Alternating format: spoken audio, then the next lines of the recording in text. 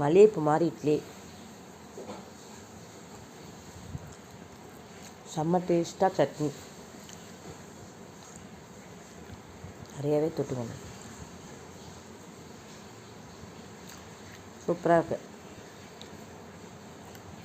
கொஞ்சம் இட்லி பொடியும் கொண்டு வாடா பாப்பா. இட்லி பொடி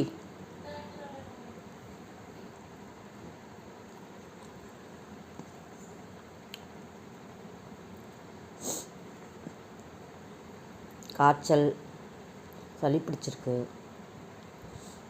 தலை பாரமாக இருக்குது, மாத்திரை போடணுன்னா சாப்பிட்டு தான் ஆகணும்.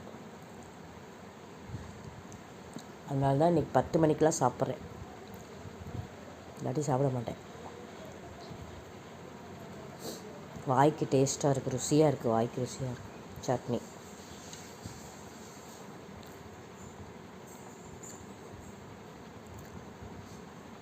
எப்போதும் 3 இட்லி சாப்பிடுவேன், இன்றைக்கி 4 இட்லி. ஏன்னா கொஞ்சம் குட்டியாக இருக்குது, அதனால இந்த இட்லி எடுத்து வச்சுருக்கேன். கொஞ்சம் ஓரமாகிடா, இங்கே வே.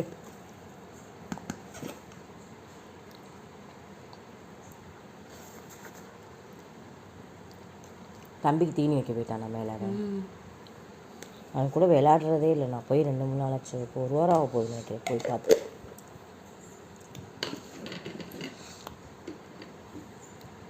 என்ன கொஞ்சமாக ஊற்று போதும். ஓடிச்சு.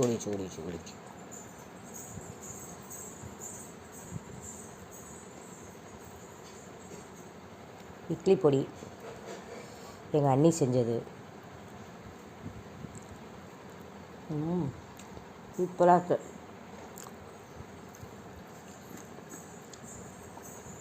நல்லா காரமாக நல்லாயிருக்கு, டேஸ்ட்டாக.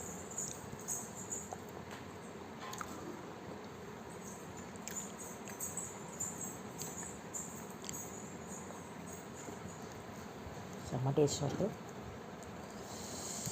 அப்படியே இட்லி பொடியிலே நல்லா உருட்டி சாப்பிட்றலாம் போல்.